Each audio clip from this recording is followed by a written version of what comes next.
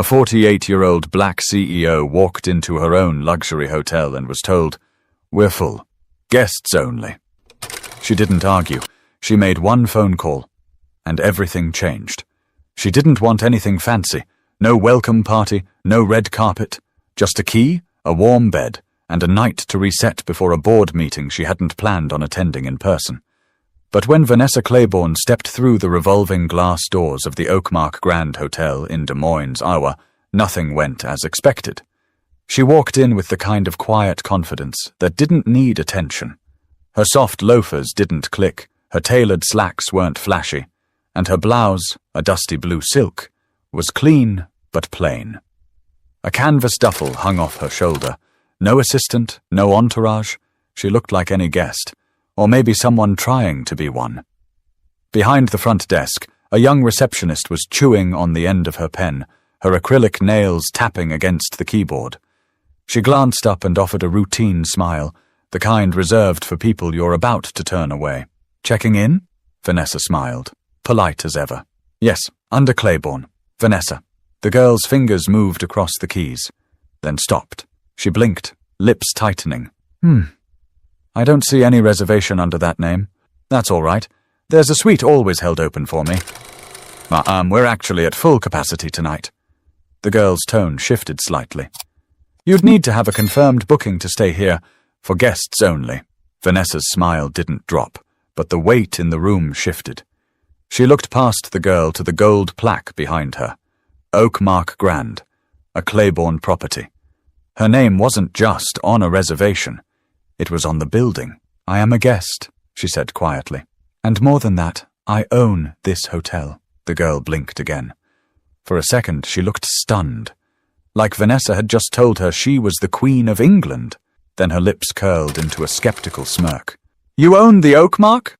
Vanessa nodded, calm. The girl leaned toward the desk phone. "I'm going to have to call the manager." "Go ahead." Across the lobby, a couple in golf polos looked over. A man sitting near the fireplace tilted his head. Vanessa could feel it. The shift. That familiar weight. The look of someone must be lying, and we think we know who it is. Moments later, a thin man with a crooked tie and a clipboard appeared from a side door. His badge read, "Assistant Manager, Neil Dorrance." He took one look at Vanessa and immediately started speaking with forced cheer. "Good evening. Is there a problem with your reservation?" "She claims to own the hotel," the receptionist said, a little too loudly. Neil hesitated. Vanessa kept her eyes on him. "I don't claim." "I do. My name is Vanessa Claiborne. You'll find it on every quarterly report and every executive board memo. I'm here for one night. You should have a suite held under the owner block." Neil adjusted his glasses. "Right. Just give me one moment, please." He turned toward the back, muttering something into his walkie. Vanessa stood still. She didn't fidget, didn't raise her voice. But the air was getting thicker. That's when security appeared. Not aggressively, not hands-on, but enough to make a point. One stood near the elevators, the other beside the coffee bar. Just in case. Vanessa's gaze didn't move. She didn't flinch, but inside, she felt it. That quiet fire rising in her chest, not just because they didn't recognize her, but because they thought she didn't belong again. She could have pulled out her ID. She could have shown emails, ownership papers, photos from the ribbon cutting 6 years ago. But instead, she stepped back, pulled out her phone, and made one call. That's all she needed. But she knew this wasn't just about a room. It was about something much deeper. And the people around her were about to learn that the hard way. Vanessa didn't pace. She didn't sigh, or look at the time, or start recording like some people might have. She just stood in the corner near the marble pillar, phone still in hand, quietly waiting. The call had lasted only 26 seconds. She didn't have to explain much. She didn't even raise her voice. Just gave her location, her name, and said, "I've been denied access to my own property. I need this resolved immediately." And then she waited. At the front desk, the receptionist kept typing, as if the screen might somehow change the truth. Neil, the assistant manager, returned with a folder in hand. He looked nervous, But when he saw Vanessa still standing there calmly, he tried a different tone. "Ms. Claiborne," he said, emphasizing the last name this time. "I think there's been a mix-up. We just want to verify—" Vanessa cut in gently. "You can verify all you want. I'm not moving." Neil looked past her to the security guard, who didn't budge. The staff was frozen in a quiet standoff, unsure whether to escalate or apologize. Neither option felt safe. She noticed the stairs. 3 women sitting near the window, whispering behind their hands. A young man holding his laptop half open, pretending not to listen. The doorman was no longer greeting anyone. And that's when she saw it. The receptionist checking her phone under the desk. Scrolling, searching. Probably Googling her name. Probably expecting nothing. It would have been funny if it weren't so familiar, because it always played out the same way. People thought they knew what power looked like, what leadership sounded like, what ownership wore. And someone like her? Brown skin, textured hair pulled into a neat puff, no designer purse, no loud jewelry. She didn't match the picture. So they questioned it. That's what stung. Not the denial, but the fact that it wasn't even surprising anymore. She remembered another hotel lobby, years ago in Milwaukee. She was 28, just made VP, wearing heels that gave her blisters and a suit 2 sizes too big, because it was all she could afford. Security had followed her from the moment she walked in. The only thing that saved her was the CFO coming down to greet her in person. She hadn't forgotten that day, and here she was, 20 years later, still proving who she was in a building with her name on the paperwork. She sighed softly, eyes scanning the room. No apology yet, no correction. Just the ticking clock and people trying not to stare too hard. And then, the elevator dinged. 2 men stepped out, one in a grey suit with a clipboard, the other in a company fleece. Neither of them looked like hotel staff. They moved with purpose. Vanessa recognized them immediately. Regional Vice President, Brent Kessler. District Manager, Carlos Reno. Now it was their faces that showed a flicker of panic. Brent approached fast, nodding at Neil without even stopping. "Miss Claiborne, we are so sorry. I just got the call." Carlos followed, breathless. "We're taking care of this. Right now." Neil started to speak, but Brent cut him off with a look. The receptionist froze in place, eyes wide. She suddenly realized who Vanessa was. Her face turned pale, and she slowly took a step back. "Suite 1202 has been cleared," Carlos said, checking his tablet. "The drive is being rerouted to take you anywhere you need in the morning. Your usual fruit tray and espresso order will be waiting." Vanessa gave the smallest smile. "Thank you." But she wasn't done watching. She wanted to see how everyone responded now that they knew who she was.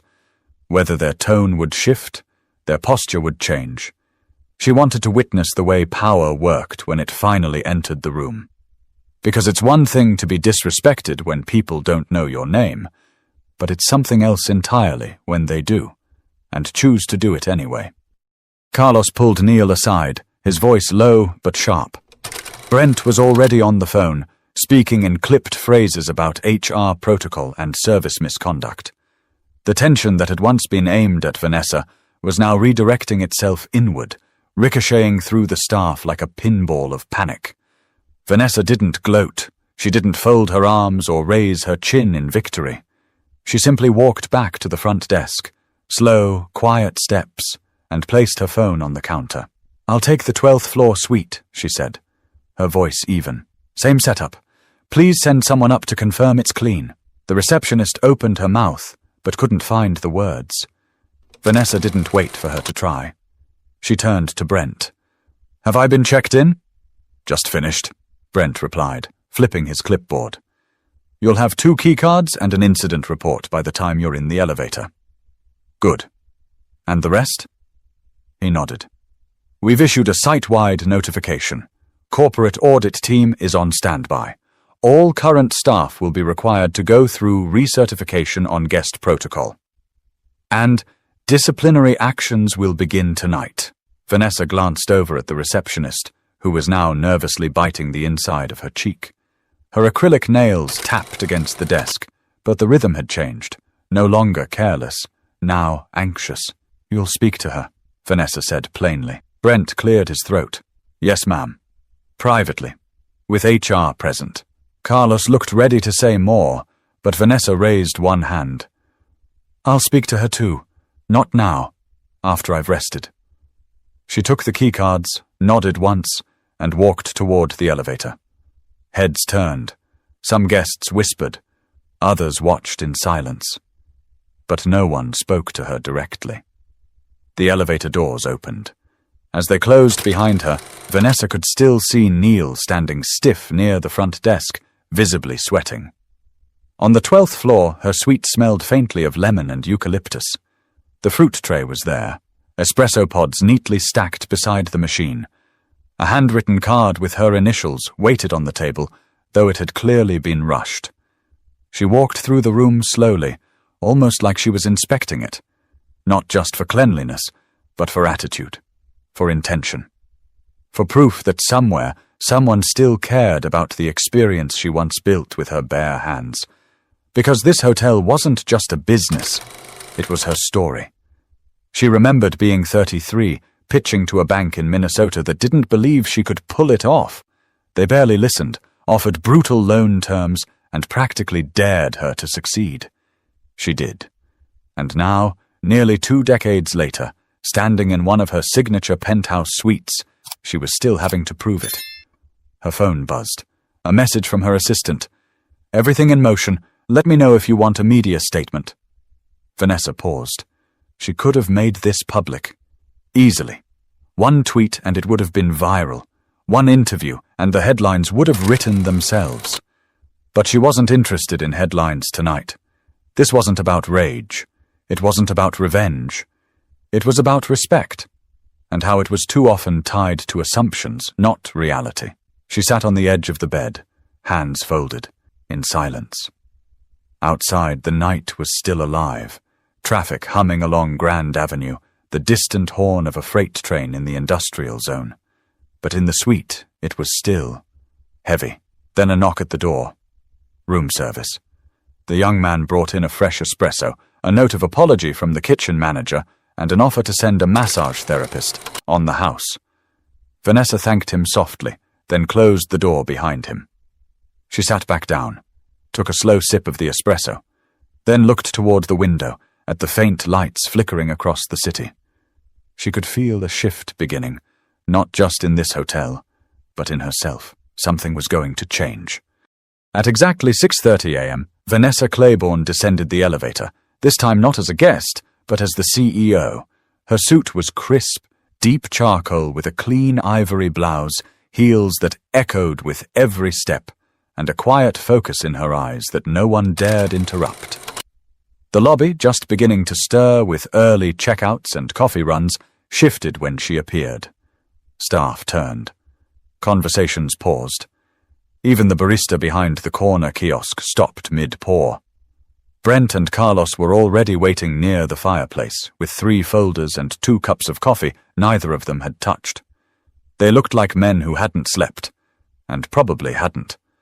Vanessa nodded slightly and headed straight for the small executive conference room just past the concierge desk. Brent followed. Carlos fell in step behind. Inside the room, seated stiffly, were the assistant manager Neil, the receptionist. Her name tag read Kayla Mendez, and a woman from HR who introduced herself only as Marta from corporate. Her notepad was already open. Vanessa didn't sit. She remained standing at the head of the table, arms folded. No one spoke at first. The silence was dense. Then Vanessa asked quietly, "Would someone like to explain what happened last night? From your perspective." Kayla looked down immediately. Neil cleared his throat but couldn't find a single word.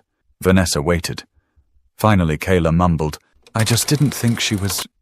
I didn't expect..." "You didn't expect someone like me to own the building?" Vanessa finished for her. Calm. Controlled. Kayla nodded, barely. "Was I rude to you?" Vanessa asked. Kayla shook her head. "No, ma'am." "Did I raise my voice?" "No." "Did I threaten anyone?" Kayla's voice was barely a whisper now. "No," Vanessa took a slow breath and turned slightly toward Marta. I don't need this to be a firing squad, she said, but I do need accountability. Marta nodded. Understood. Carlos chimed in. We're prepared to issue a formal write-up and remove her from front desk rotation until recertification is complete. Neil will be placed on administrative review pending further interviews. Vanessa nodded once, then finally sat down. She turned toward Kayla again. How long have you worked here? 4 months. And in that time, how often have you thought about who built this hotel? Where it came from? Kayla hesitated. I guess I just assumed it was some corporation. A group of investors or something. Vanessa let the moment hang. Do you know how many properties I've built across this country? Kayla shook her head.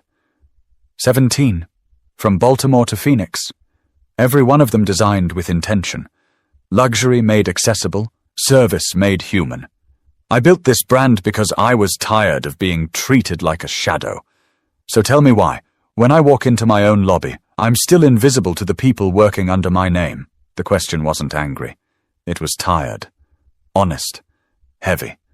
Kayla looked like she wanted to melt into her chair. Neil stared straight ahead, face red. Carlos spoke again. We've already drafted a memo that will go out to every Claiborne property today. Mandatory staff-wide inclusivity training. A reset, no exceptions. Vanessa looked at him. Make sure it's not just another box to check. I don't want people memorizing scripts. I want them understanding what respect looks like when you think no one's watching. Brent finally spoke. We'll make it real. She stood again. The meeting was over. As she walked out of the conference room, the lobby seemed to straighten itself. Staff scrambled, some nodding nervously. But she didn't acknowledge them. Not yet. She wasn't interested in performance. She was looking for change. But before she left the hotel, there was still one more conversation she needed to have, and it had nothing to do with policy. Vanessa waited until the morning rush had thinned out. She gave it time, not for dramatic effect, but so no one could hide behind distraction. No ringing phones, no fake smiles for guests walking in. Just stillness and truth. She spotted Kayla Mendez in the staff lounge behind the coffee bar, seated alone at a narrow table with a half-eaten blueberry muffin in front of her. Her phone was face down. She looked like she hadn't slept either. Vanessa didn't send someone to call her. She walked in herself. Kayla sat up fast, nearly knocking over her drink. Relax, Vanessa said, pulling out the chair across from her. I just want to talk. Kayla swallowed hard. Yes, Mom.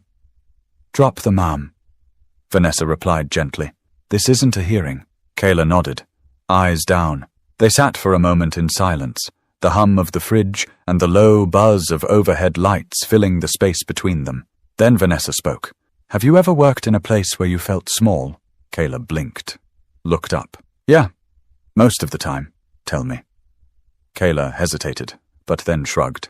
I worked at a diner out by I-80 for a year. Wore a paper hat, got yelled at by cooks every shift. Some customers never tipped. Some called me kid, even though I was 27. I felt invisible most days. Vanessa leaned back. So you know what it feels like to be ignored? Kayla nodded. Yes. Then help me understand, Vanessa said, her tone never rising. How you looked me in the eye last night and decided I didn't belong here. The silence that followed wasn't empty. It was full of guilt, of realization, of something finally settling into place. Kayla's voice was rough. I don't know. I didn't mean to. When you walked in, I thought you were maybe lost or waiting on someone else. You didn't look like... She stopped herself. Didn't look like what? Kayla shook her head. Like the kind of person who owns hotels. Vanessa didn't flinch. And what does that kind of person look like? Kayla didn't answer. That's the real problem, Vanessa said. People have a picture in their head. Clean-cut, probably male, probably older, definitely not me. That picture doesn't just live in your head. It affects decisions. It shapes behavior. I'm sorry, Kayla said quietly. Really? I know that's not enough, but I am. Vanessa nodded slowly. It's a start. But I'm not here for an apology. I came here because I wanted you to see me. Not just as your boss, not as a cautionary tale. As a person. Kayla looked confused. I was you once, Vanessa continued. I started as a receptionist. Got mistaken for a janitor more times than I can count. Had people call me sweetheart and honey, like I wasn't the one keeping the place running. Every time I had to decide whether to fight or let it go. And when I finally got into the boardroom, I told myself I'd build places where people like you could grow. Kayla's eyes were wide now. You really started as a receptionist? Vanessa smiled. In St. Paul, my first boss told me I talked too educated to be on phones and moved me to night audit. That was the beginning. Kayla almost laughed. That's unreal. It shouldn't be, Vanessa said. It should be normal. She stood up. I don't need you to be perfect, but I do need you to be aware. Every guest who walks through that door, old, young, dressed up or not, deserves dignity. Start there, and you'll never have to recover from moments like last night again. Kayla stood too. Thank you for talking to me. I mean that. Vanessa nodded once and left her standing there. But as she walked back through the lounge door, something in her felt lighter, because the message had finally landed where it needed to. By mid-morning, the rhythm of the Oakmark Grand had returned, at least on the surface. Guests wheeled their bags across polished tile. Coffee cups clinked gently at the bar. A small family asked about nearby zoos. The world moved on, like it always does. But inside the management office, it was different. Brent stood by the window, watching the valet rotate cars in front of the main doors. Carlos typed quietly at his laptop, drafting the official internal memo. Marta, the HR lead, reviewed new onboarding modules with a stony focus. And in the center of it all, Vanessa read through a fresh stack of evaluations. Personnel files flagged for review. She wasn't angry. She was exact. I'm not here to punish, she said aloud, scanning one report. I'm here to prevent repetition. Carlos looked up. We're adjusting our interview process for front desk hires, not just for skill, also for empathy. Pattern testing. Bias evaluation. Good, Vanessa replied. She tapped her pen once on the desk. And put me on the rotation. Starting next quarter, I'll show up at random properties, quietly, like I did here. Brent raised an eyebrow. You want to be, what? A secret guest? Not secret, she said. Just anonymous.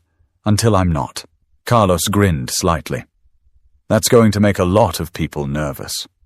Good, she said. Let them sit in it.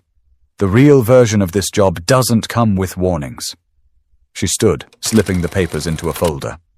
Have the new training go live by next Friday. Include story modules.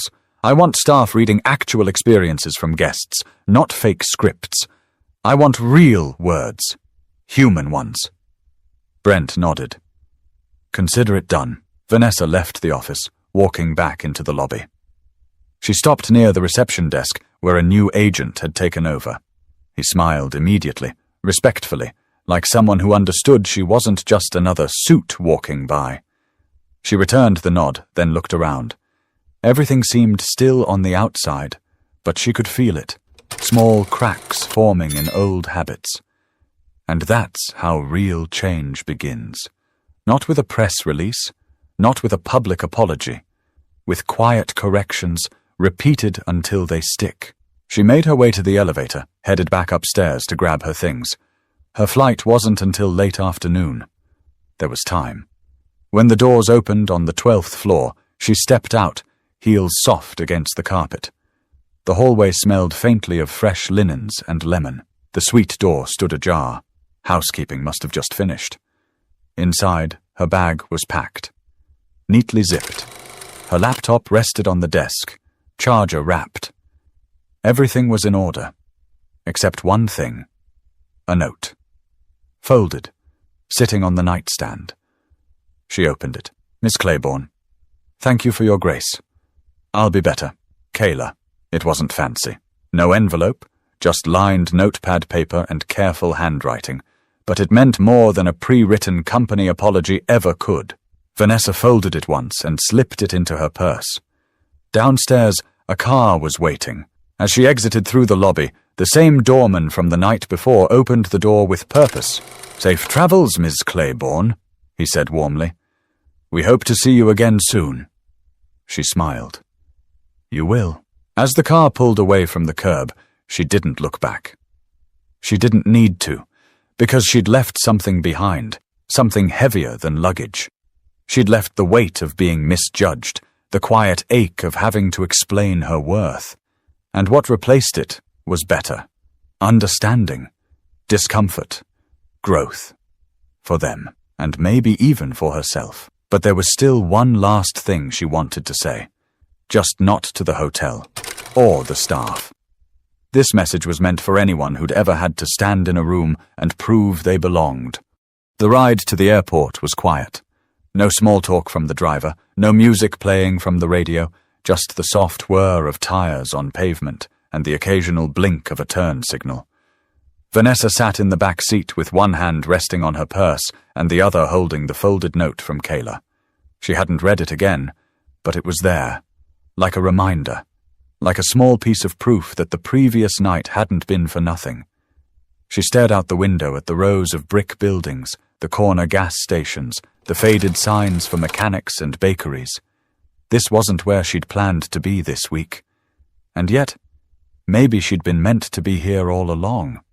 Not for the board meeting, not for the business, but for the conversation. Because the truth is, this kind of thing didn't shock her anymore. She wasn't angry that it happened. She was tired that it kept happening. Tired of how often worth gets measured by assumptions. Tired of how fast people sort you into categories without asking a single question. Tired of being made to explain things she should never have to say aloud. Yes, this is mine. Yes, I built it. Yes, I deserve to be here. And yet, she wasn't bitter. That's the part people don't understand. Vanessa didn't carry bitterness. She carried memory. And memory could be powerful, if you used it right. As the airport signs came into view, she thought about her younger self again. That girl working night shifts in cheap flats and stiff uniforms. No makeup, no recognition. Just drive. Just the belief that someday she'd build something no one could take from her. She had done that. But buildings weren't enough. Because even with 17 properties and a team of executives reporting to her, people still looked at her and saw something else, something less. So what do you do when the world refuses to see you? You make sure you see yourself, clearly, without apology. And then you walk in anyway. You hold your ground. You speak plainly. You don't beg for permission. You act like the door was always yours. Vanessa stepped out of the car, grabbed her bag, and nodded at the driver. No more words needed. Inside the terminal, people hurried around her with their coffee cups and roller bags. Tea announcements echoed through the ceiling speakers. She moved quietly, almost invisible again in the rush of strangers. But in her chest, something settled. She had taken a moment of humiliation and turned it into a mirror, for everyone in that hotel to finally see themselves. And mirrors don't lie. They show you who you really are. She hoped Kayla would grow from it. She hoped Neil would learn. She hoped Carlos and Brent would follow through on every promise made in that office. But if they didn't, she'd still be standing. She always had been. Because dignity wasn't something anyone gave her. It was something she never gave up. And for anyone watching, anyone listening, who'd ever been dismissed, doubted, or spoken to like they didn't matter, Vanessa had one final thing to say. You don't have to shout to be heard. You just have to know who you are. And walk like it every single time. Let them be uncomfortable. Let them learn. Let them wonder how they missed it. And when they finally see you, make sure they never forget. If this story made you pause, reflect, or feel something deep in your chest, share it. Leave a comment. And don't forget to subscribe for more stories that speak to truth, power, and the people who refuse to be ignored.